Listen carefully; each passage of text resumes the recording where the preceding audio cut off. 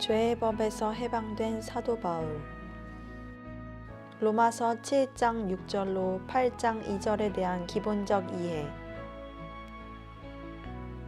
로마서 7장과 8장은 사도 바울이 다메섹에서 예수님을 구주로 영접한 때부터 신앙생활을 하는 동안 하나님의 뜻대로 선하고 의롭고 거룩한 영적 생활을 하기 위해서 최선을 다하다가 하나님의 생명이 심령 가운데 내주함으로써 죄의 법에서 해방되는 경험을 할 때까지 있었던 체험적 사실을 종합적으로 정리하여 기록한 말씀입니다.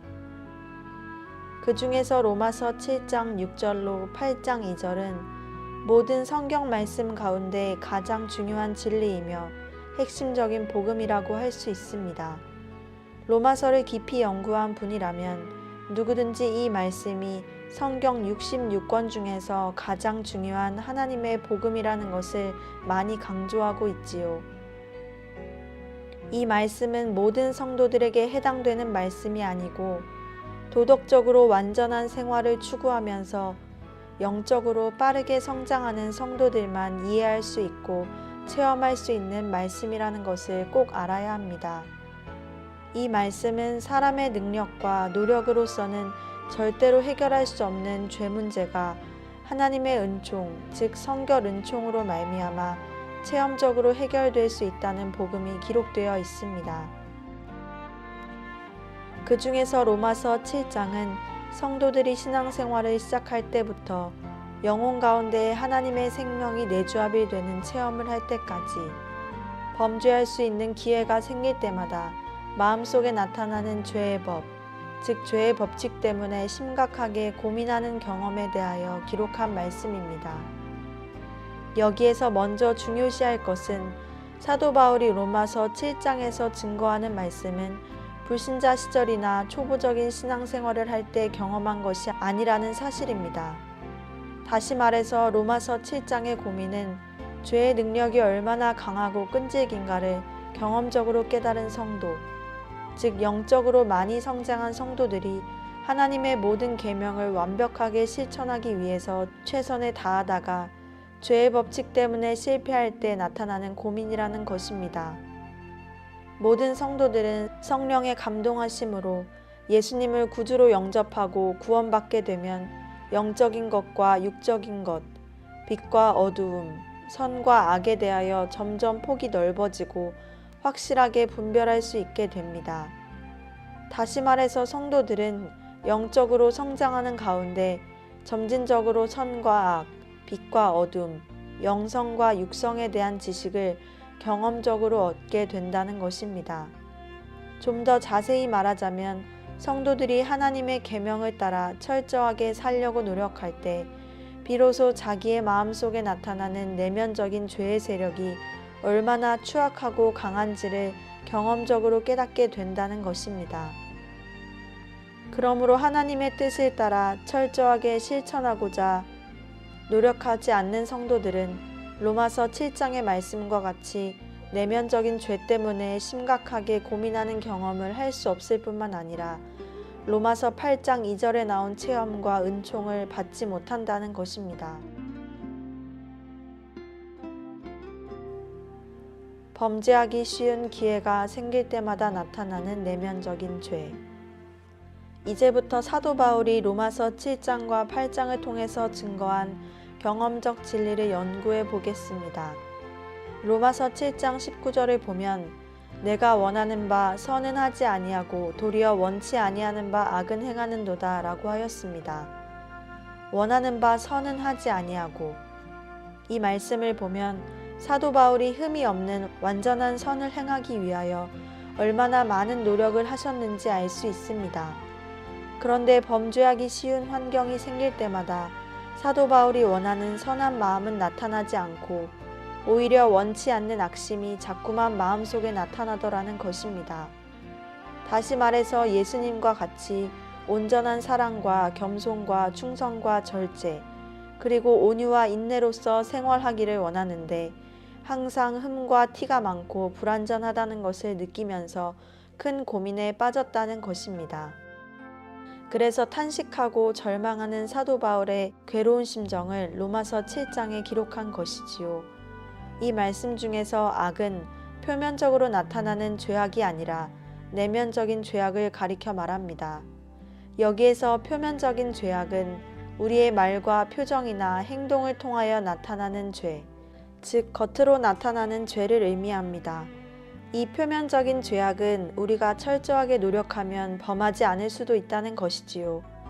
예를 들면 공자나 석가모니, 소크라테스 같은 위인들은 얼마나 훌륭한 인격을 갖추신 분들이었습니까?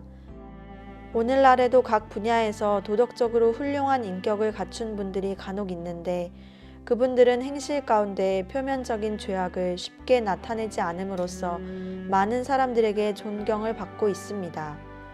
그런데 표면적인 행실이 아무리 훌륭해도 내면적인 죄를 나타내지 않도록 할 수는 없다는 것입니다. 그러므로 로마서 7장 19절에 원치 아니하는 바 악을 행한다는 것은 표면적인 죄를 가리켜 말하는 것이 아니라 내면적인 죄, 즉 마음속에 나타난 악심을 가리켜 말합니다. 그러면 내면적인 죄는 어느 때 잘 나타날까요? 억울한 일을 당하거나 애매한 말을 들을 때, 잘못한 일이 없는데도 다른 사람이 침을 뱉고 얼굴을 때리고 욕설을 퍼부을 때, 순간적으로 마음속에 분노나 미움, 혈기가 나타나게 됩니다. 또한 음란한 잡지나 비디오, 소설, 영화, 인터넷 같은 것을 볼 때 순간순간 마음속에 여러 가지 음란한 마음이 떠오르게 되지요. 또한 큰 자랑거리가 생기거나 남에게 높임을 받게 될 때는 교만한 마음이 생기고, 경쟁자가 자기보다 모든 일이 잘 되고 인정받게 될 때는 시기하는 마음이 생기게 됩니다. 이와 같이 범죄하기 쉬운 환경과 기회가 생겼을 때 내면적인 죄가 나타나서 고민하게 된다는 것입니다. 또 다른 실례를 들어보면 어떤 분은 청소를 잘하고 늘 깨끗한 환경을 좋아하였습니다. 그런데 어느 날 어린 자녀들이 개구쟁이 같은 친구들을 데리고 와서 온 집안의 물건들을 엉망진창으로 어질러 놓거나 온갖 더러운 쓰레기나 먼지 같은 것으로 더럽혀 놓았습니다. 그럴 때 성내지 않고 주님과 같이 온유한 마음으로 아이들을 사랑하려고 하는데도 순식간에 마음 가운데 분노나 신경질이나 미움이 나타나게 됩니다. 이와 같이 사도 바울은 겉으로 행하는 죄가 아니라 마음속에 나타나는 내면적인 죄악 때문에 고민한 것입니다.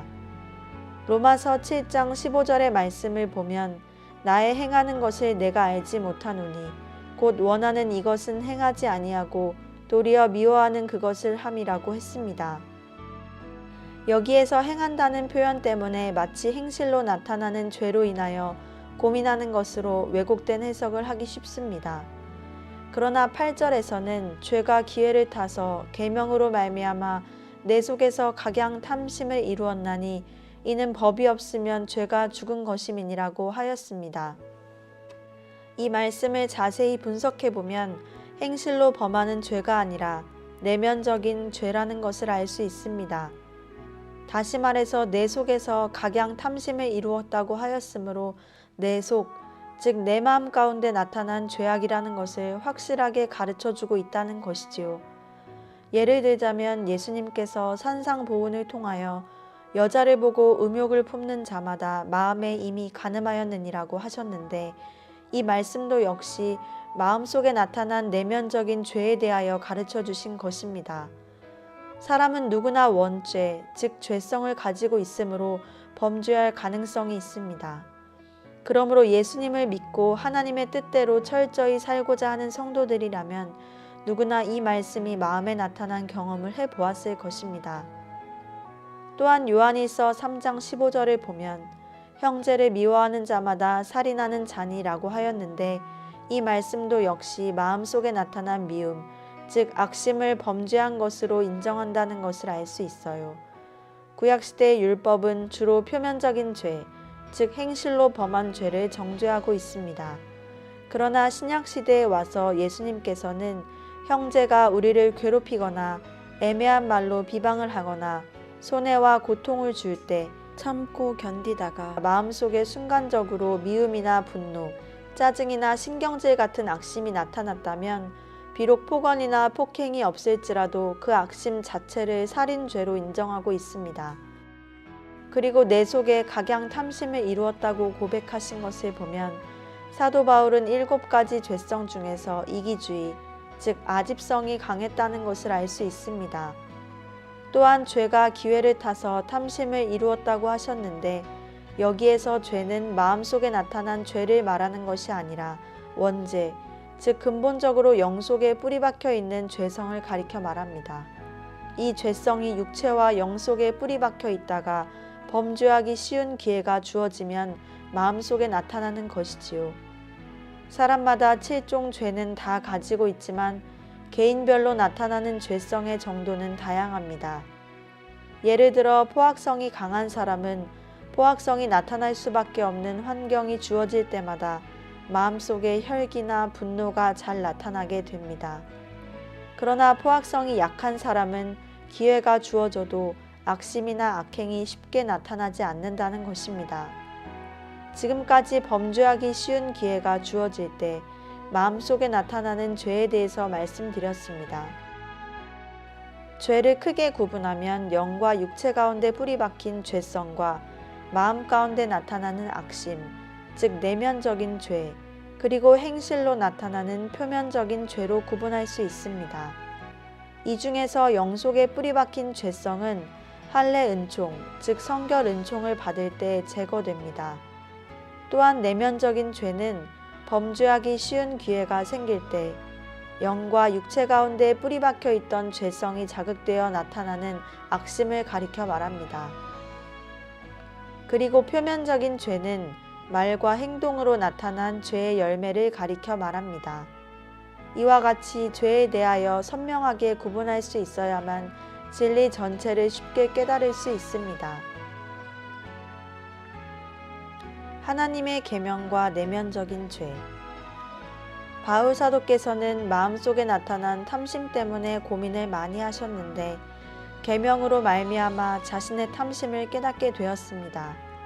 성도들의 양심 가운데 하나님의 계명이 새겨지면 그 계명대로 생활하기 위하여 노력하게 됩니다. 그러다가 범죄하기 쉬운 기회가 주어지면 마음속에 내면적인 죄, 즉 악심이 나타나는데 이것을 양심에 새겨진 계명 때문에 알게 되는 것입니다. 이와 같이 성도들은 하나님의 빛 가운데서 철저하게 순종하는 생활을 하고자 하면 내면적인 죄를 더욱 선명하게 알게 되지요.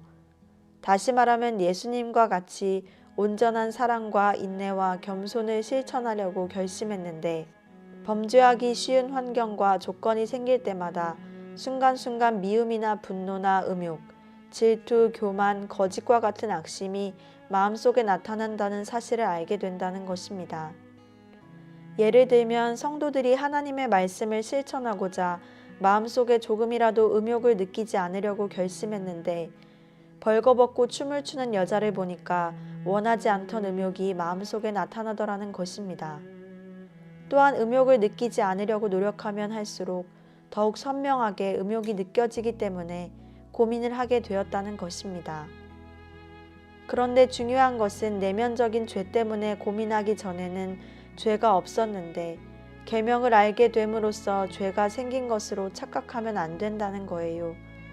성도들이 예수님의 계명, 즉 빛에 대한 말씀을 몰랐을 때는 마음속에 나타나는 죄를 의식하지 못하다가 그 계명에 따라 철저하게 살려고 노력할 때 비로소 죄의 세력이 얼마나 막강한지 구체적으로 알게 된다는 것입니다. 그러므로 성도들은 계명을 통해 무엇이 선이고 악인지 혹은 무엇이 빛이고 어둠인지를 알면 알수록 그리고 그 계명을 실천하려고 노력하면 할수록 이 로마서 7장의 고민은 순간순간 더욱 심하게 느껴지는 것입니다.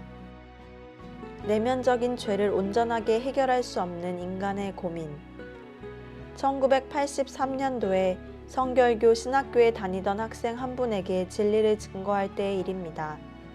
그 신학생은 로마서 7장을 공부하던 중에 주장하기를 원죄를 가진 사람이라면 누구든지 마음속에 죄가 나타나는 것은 당연한 것이 아니냐고 하는 것이었습니다.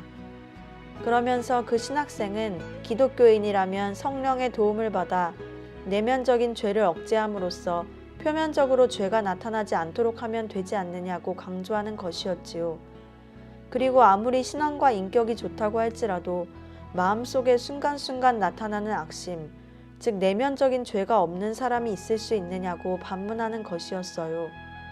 물론 대부분의 성도들이 로마서 8장 경험에 들어가지 못한 상태이므로 그 신학생이 가진 견해에 대하여 이해할 수 있습니다. 그러나 기독교가 앞에서 고민했던 모든 죄 문제를 완전하게 해결할 수 없다면 어떻게 하나님께서 직접 세우신 종교라고 할 수 있겠습니까? 사도 바울은 범죄하기 쉬운 환경이 나타났을 때 마음속에 순간적으로 나타나는 악심까지도 해결해 주시는 하나님의 은총이 준비되어 있다는 사실을 증거하기 위해서 로마서 7장 11절로 24절에 내면적인 죄에 대하여 자세히 기록하고 있는 것입니다.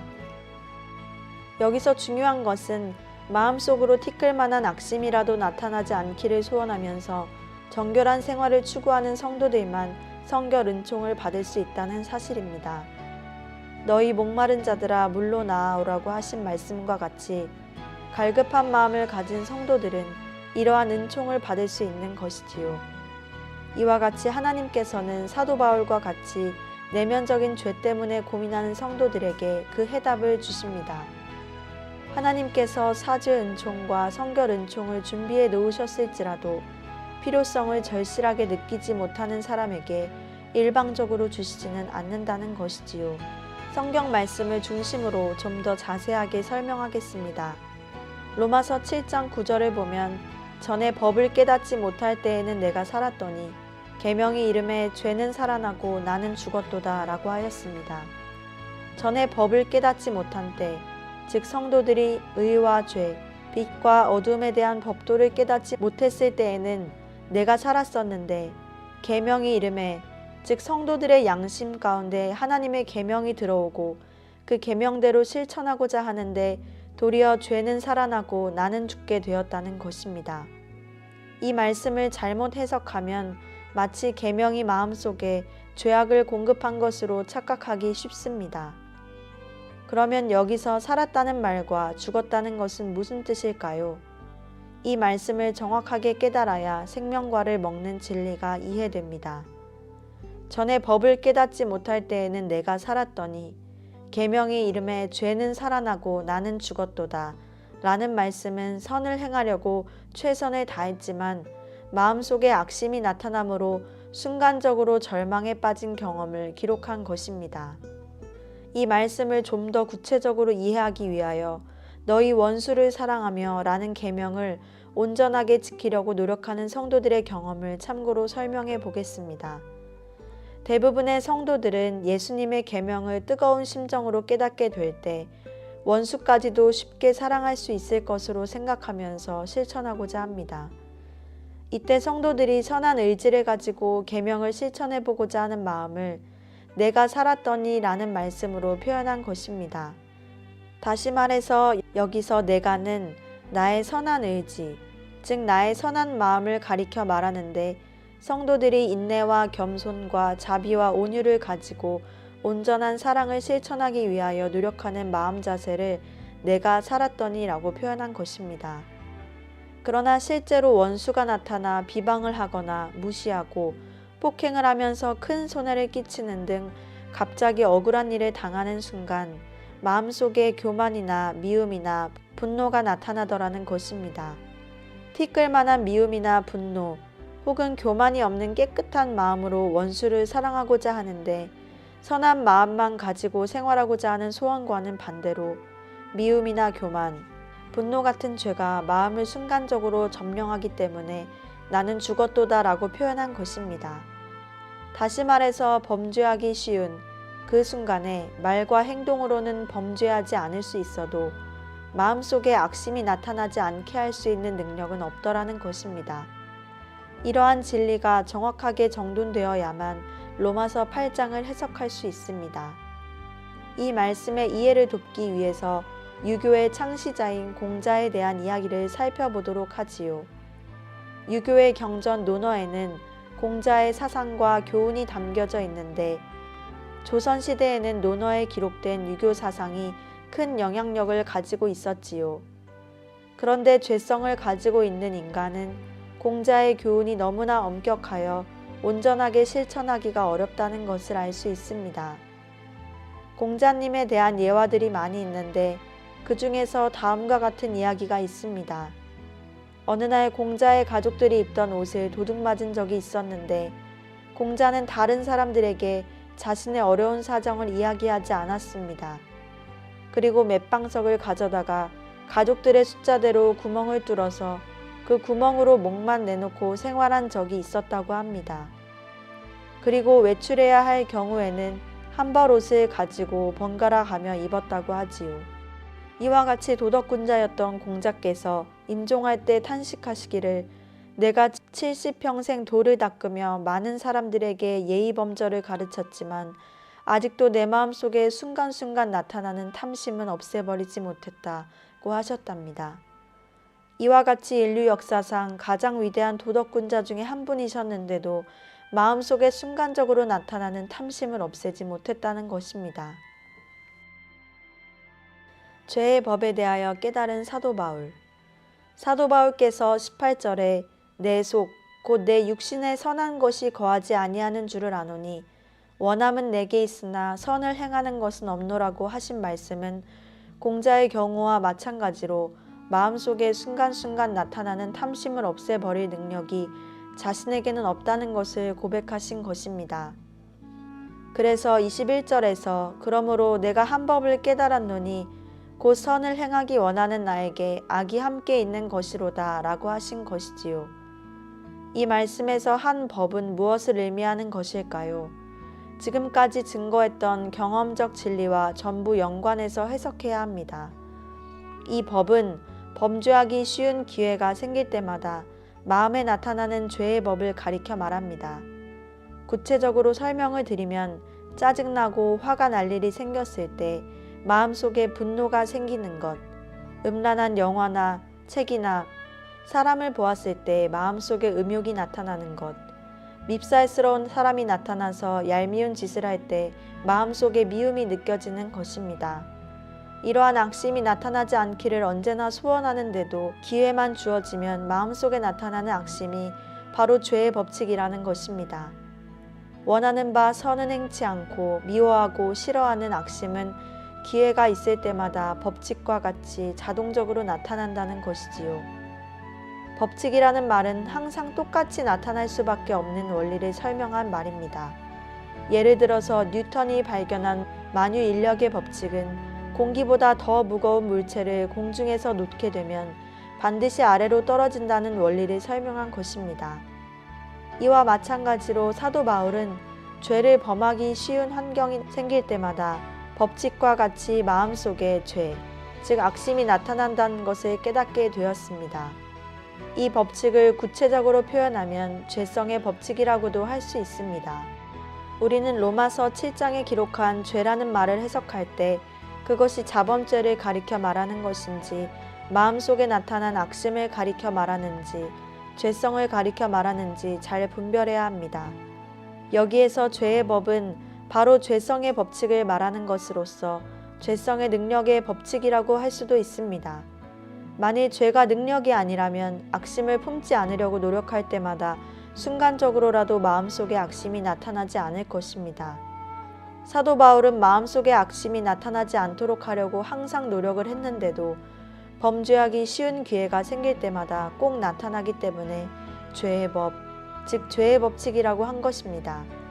이 죄의 법칙을 좀 더 구체적으로 표현하면 교만의 법칙, 분노의 법칙, 미움의 법칙, 짜증의 법칙, 음란의 법칙 등 너무나 다양합니다. 그러나 다양한 죄성 중에서도 강한 죄성이 더욱 심하게 나타난다는 것을 알아야 하지요. 어떤 사람이 화는 쉽게 내지 않는데 질투성이 강하다면 다른 사람이 자기보다 더 잘 되거나 더 예쁘거나 목소리가 아름답거나 하면 자신도 모르게 질투심에 사로잡히게 됩니다. 그런가 하면 교만성이 강한 사람은 자기와 경쟁하는 사람이 인정을 받거나 칭찬을 들을 때 기분이 나빠지거나 헐뜯는 말을 하기 쉽습니다. 이러한 죄의 법칙이 나타나게 된 것은 사람들의 심령 가운데 죄성이 뿌리박혀 있기 때문입니다.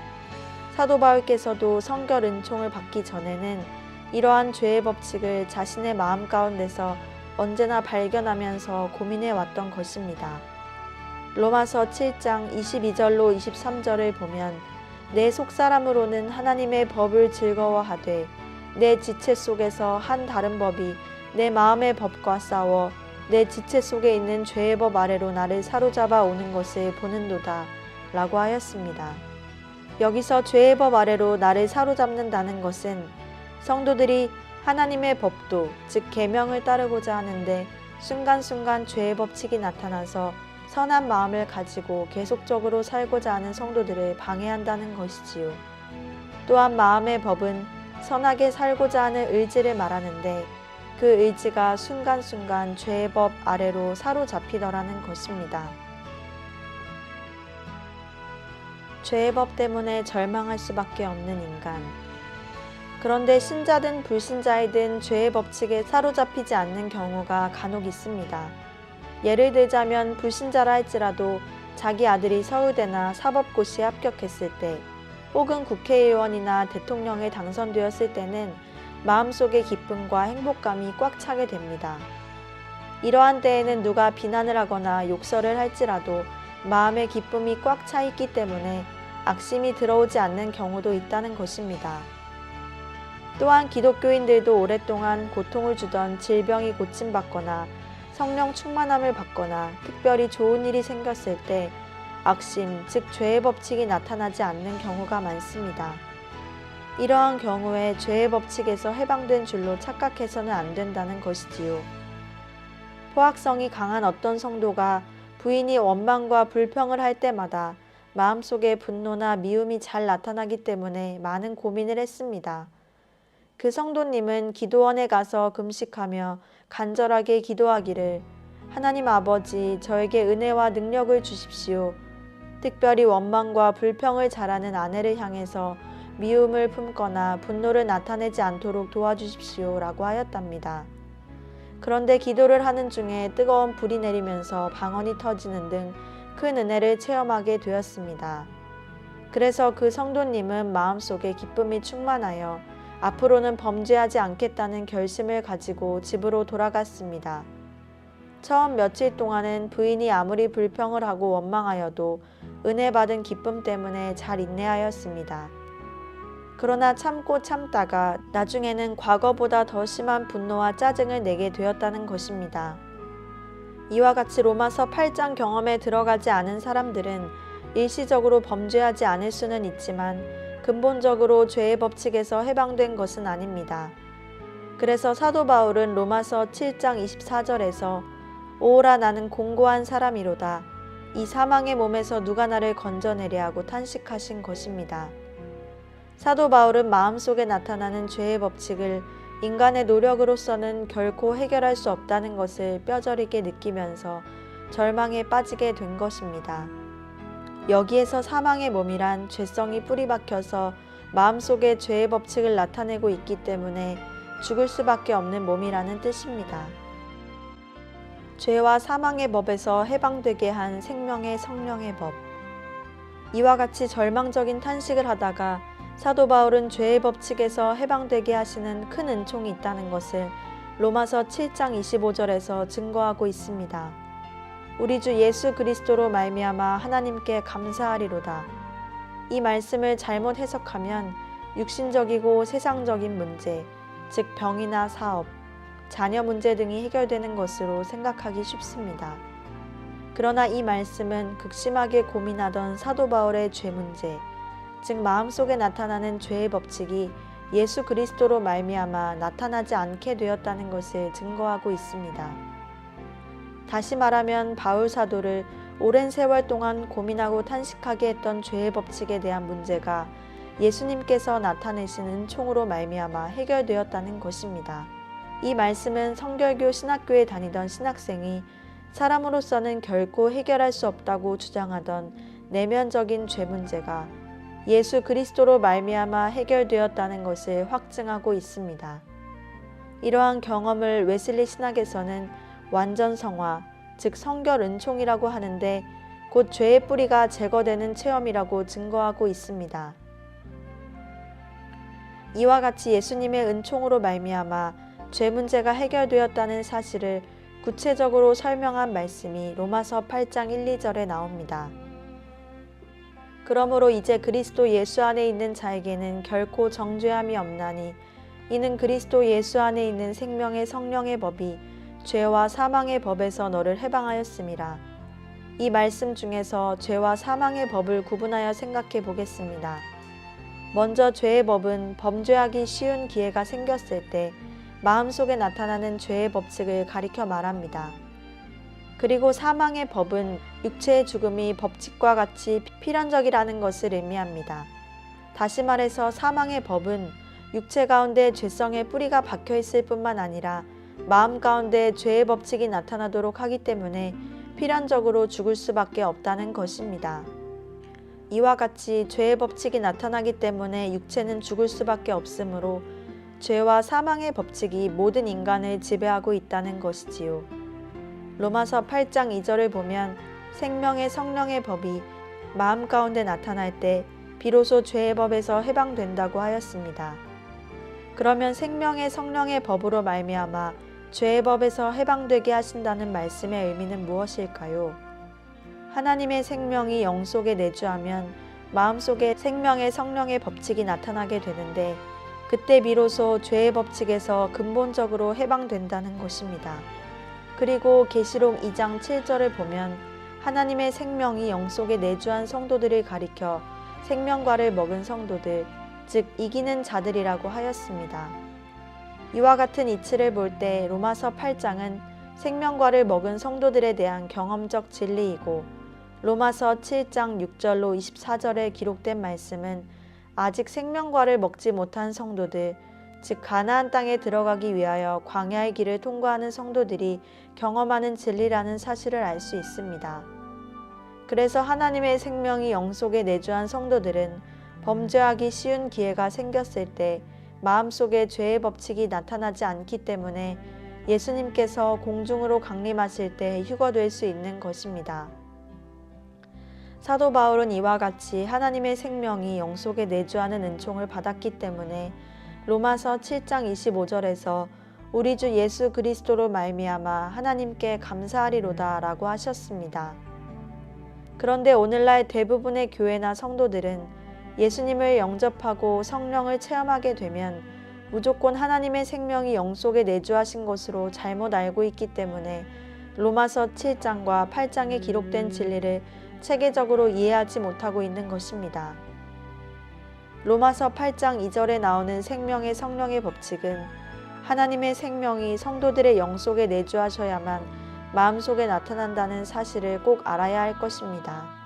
이 생명의 법칙은 생명의 초인간적인 능력이 법칙적으로 나타나는 것을 말하는데 성도들은 생명과를 먹는 순간부터 영원토록 그 능력의 법칙을 가지고 살게 되는 것입니다.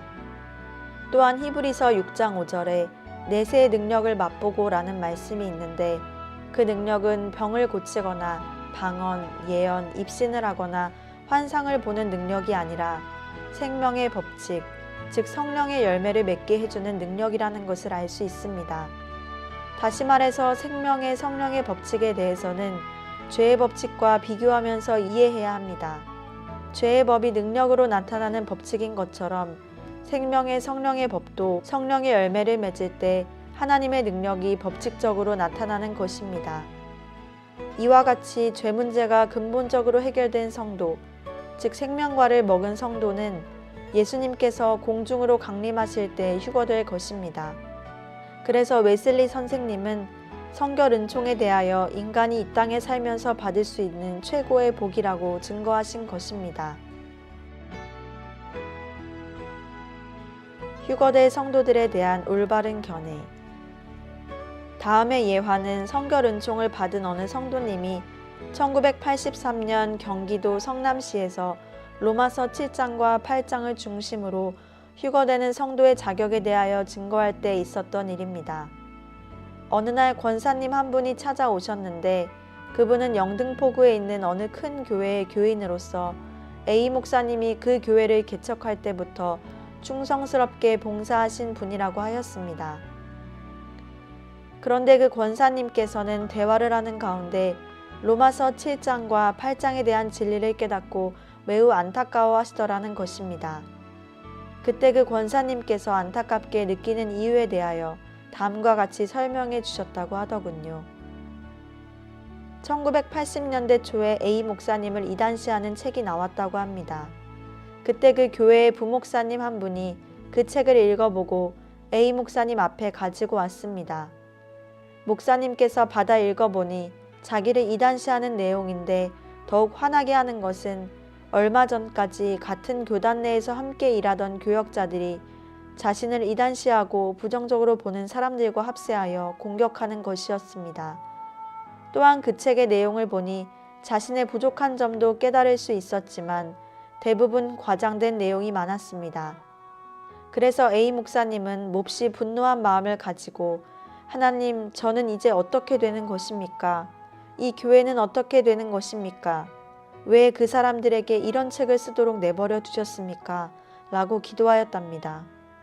이와 같이 한동안 항의하는 마음으로 기도하고 있을 때 너는 강단에서 원수를 사랑하라고 외치지 않았느냐? 그들을 사랑할 수 없느냐? 라는 영감이 마음속에 떠오르더라는 것입니다. 그러나 A 목사님은 하나님, 제가 어떻게 그 나쁜 사람들을 사랑할 수 있겠습니까? 라고 반문을 하였습니다. 그러면서 생각해 보니 그 목사님 자신이 설교할 때 여러분, 우리는 원수까지라도 사랑해야 합니다. 라고 했던 것이 깨달아지면서 진지한 회개 기도를 하게 되었답니다. 하나님이시여, 제가 저 사람들을 사랑할 수 있도록 도와주시옵소서. 그들과 함께 다시 일하게 되기를 원합니다. 라고 기도를 드리는데 분노와 미움으로 가득 찼던 가슴이 풀어지면서 성령의 충만함을 받게 되었답니다. 그때 원수같이 느껴지던 그 사람들을 사랑할 수 있는 마음이 생겼다는 것이었습니다. 그리고 다음 주일 예배 설교를 통하여 성도 여러분, 우리는 우리들을 이단시하는 사람들이라도 사랑해야 합니다. 또한 그들을 향하여 욕하지도 말고 미워하거나 분노하지도 맙시다. 라고 열변을 토하셨답니다. 그때 그 교회의 성도들은 큰 감동을 받고 A 목사님을 더욱더 존경하게 되었다고 합니다.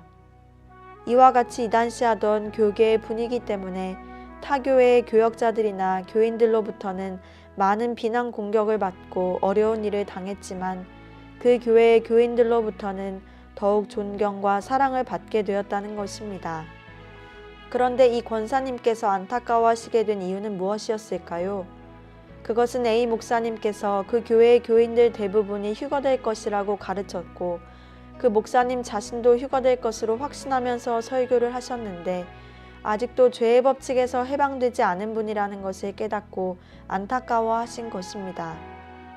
다시 말해서 그 권사님은 A 목사님께서 자신을 이단시하면서 괴롭히는 사람들을 향하여 순간적이기는 하지만 미움과 분노를 나타내는 모습을 볼 때 아직 휴거될 자격을 갖춘 분이 아니라는 사실을 깨닫게 되었다는 것이지요.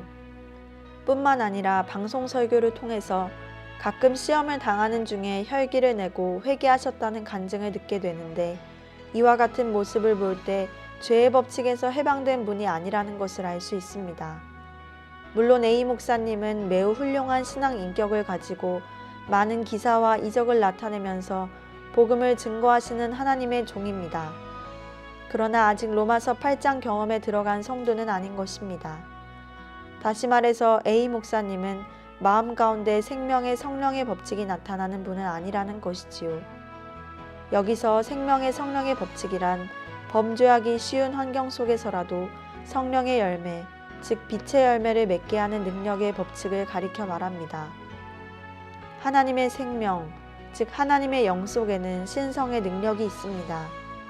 그러므로 생명의 성령의 법은 성도들로 하여금 사랑과 희락과 화평과 오래 참음과 자비와 양선과 충성과 온유와 절제와 겸손과 정직과 용기의 열매를 맺게 해주는 법칙입니다. 또한 죄의 법칙과 마찬가지로 생명의 법칙도 능력이기 때문에 마음속에 침투하고자 하는 죄의 법칙을 생명의 법칙이 막아줌으로써 죄의 법칙에서 해방되는 것입니다. 따라서 로마서 8장 2절을 경험한 성도들은 범죄하기 쉬운 기회가 나타날지라도 범죄하지 않고 빛의 열매를 풍성히 맺을 수 있는 능력을 갖추게 되는 것입니다. 지금까지 로마서 7장과 8장에 기록된 사도 바울의 경험적 진리를 통하여 성도들의 신앙은 마음속에 나타나는 죄의 법 때문에 고민하는 과정이 있는가 하면 죄의 법에서 해방되어 풍성한 자유를 누리며 빛의 열매를 맺는 높은 경지의 신앙 단계가 있다는 것을 알 수 있습니다. 다시 말해서 성도들의 영적 성장은 단번에 되는 것이 아니라 수많은 경험과 교육과 훈련 과정을 통해서 점진적으로 예수님의 형상을 완전히 담는 경지에 도달하게 된다는 것을 알게 된 것입니다. 사도 바울께서도 다메섹 도상에서 발현하신 예수님을 눈부신 빛 가운데서 보았고 성령 충만이나 환상, 입신, 방언 체험도 풍성하게 하셨으며 수많은 신비 체험과 성령의 은사 체험들을 하면서 누구보다도 하나님의 말씀을 정확하고 깊이 있게 깨닫고 전도하였으며 신약 성경의 대부분을 기록할 정도로 하나님의 큰 신임을 받는 분이었습니다. 그러나 바울 사도는 그 어떠한 체험보다도 하나님의 생명이 영속에 내주함으로써 죄의 법에서 해방되는 체험이야말로 이 세상에 살고 있는 기독교인이 받을 수 있는 가장 큰 신령한 복이라고 강조하며 증거하고 계십니다. 만일 여러분이 로마서 8장 경험에 들어가기만 한다면 사도 바울과 같이 죄의 법에서 해방되어 생명과 평안을 얻게 될 것이며 하나님과 깊은 교통을 하는 가운데 풍성한 은총을 체험하게 될 것입니다.